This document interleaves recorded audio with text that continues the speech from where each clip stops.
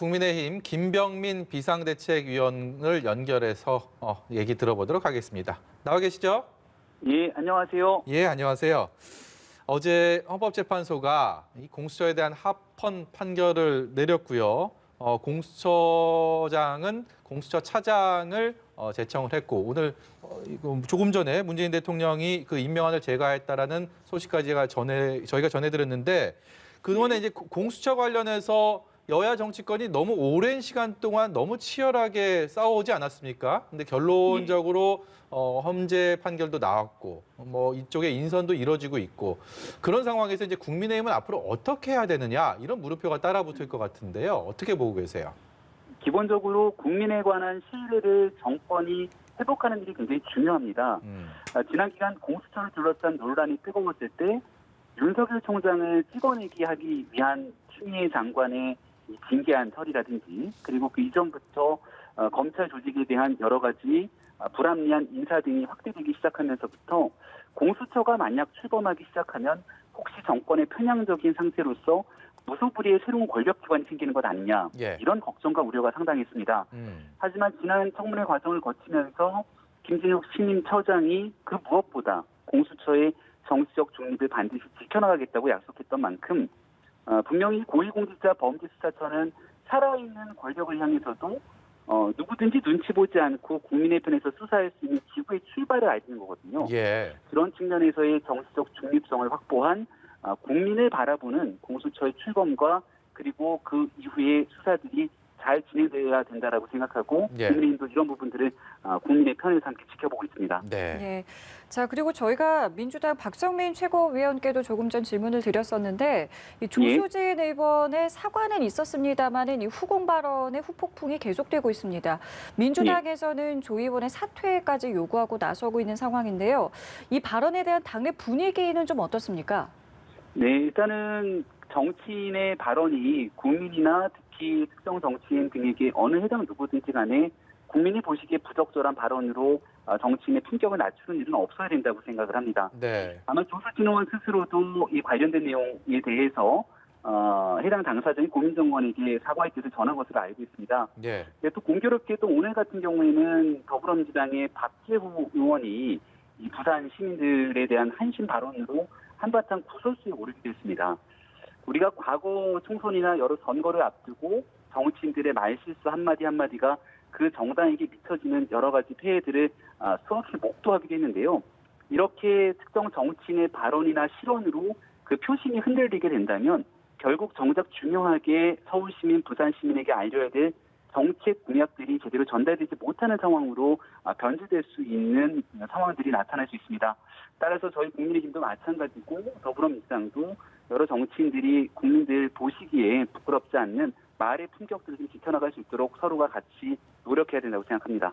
네, 참 많은 전문가들이요. 이번 보궐선거, 특히 서울시장 같은 경우는 야권이 단일화를 해내느냐, 그렇지 않느냐가 어떤 승패의 가장 분수령이 될 거다라고 입을 모으고 있습니다. 그 단일화의 가장 중심에는 아무래도 안철수 국민의당 대표가 있다, 이렇게 봐야 될 것 같은데 지금까지 안철수 대표는 일단 국민의힘에서 바라는 입당 후에 경선을 할 그 가능성은 사실상 좀 어려워졌다, 이렇게 보는 견해들이 지배적인데 김병민 비대위원은 어떻게 보고 계십니까?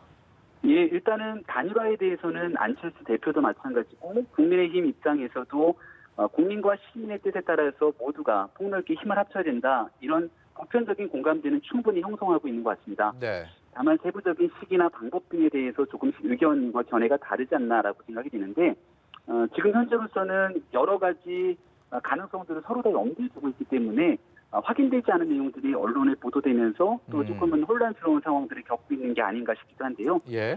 우리가 지난 기간 단일화나 아니면 당이 같이 합당되게 되는 여러 가지 과정들을 보게 되면 어느 날 갑자기 국민들이 보시기에 전혀 생각지도 않았던 시점에 이뤄졌던 적들이 분명히 존재합니다. 예. 우리가 이런 것들을 정치적 상상력이 중요하다, 그리고 정치는 또 생물이다 이런 표현을 쓰기도 하는데 국민들 보시기에 이번 서울시장 선거가 일어나게 됐던 근본적인 배경은 박원순 전 서울시장의 불미스러운 사건으로 이루어진 것이고 더군다나 지난 기간 동안 서울 시민들이 가지고 있는 부동산에 관련된 참담한 심정들을 해결하기 위해서 힘을 합쳐야 된다는 목소리를 잘 알고 있기 때문에 아마 두 정당이 같이 그리고 바깥에 있는 금태섭 후보 등과 함께 힘을 합쳐서 단일화를 통해 선거를 이뤄내겠다는 그런 마음가짐, 그 결과로 보여주는 날이 있을 거라고 생각합니다. 예, 그 시점에 대한 관심이 참 많이 모아지고 있습니다. 앞서 김종인 위원장의 경우에는 이 단일화 같은 경우에는 일주일이면 충분하기 때문에 국민의힘의 후보가 정해지고 나서 논의를 하자라고 말을 했고요.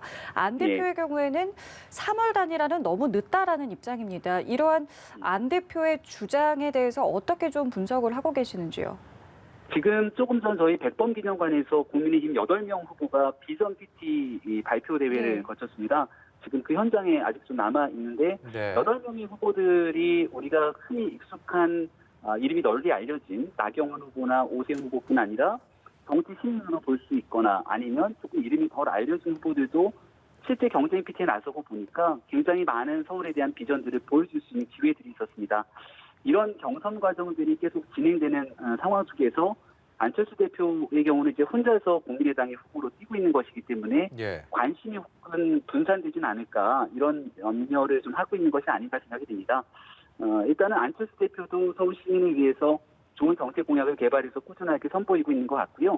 국민의힘도 같이 국민께 보여줄 수 있는 많은 후보들이 준비되어 있는 만큼 여기에서 각자가 서울시 비전들을 얘기하고 또 어느 날 같이 함께 손을 잡고 함께 후보 단일화를 마련할 수 있는 길들은 늘 열려 있으니까 여기 대해서 딱 어느 시점이나 이런 것들을 문을 닫지 않고 열려 있는 상태로서 진행하는 것이 온당하다고 생각합니다.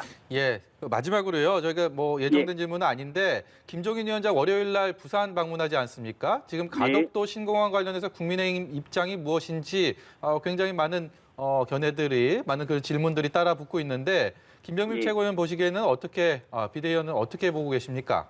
어떤 입장 나올까요? 월요일에 김종인 위원장뿐 아니라 비상대책위원회 전체가 현장 비대위를 부산에서 하게 됩니다. 예. 가덕도 신공항 방문도 예정이 돼 있는 상태라고 볼 수 있고요.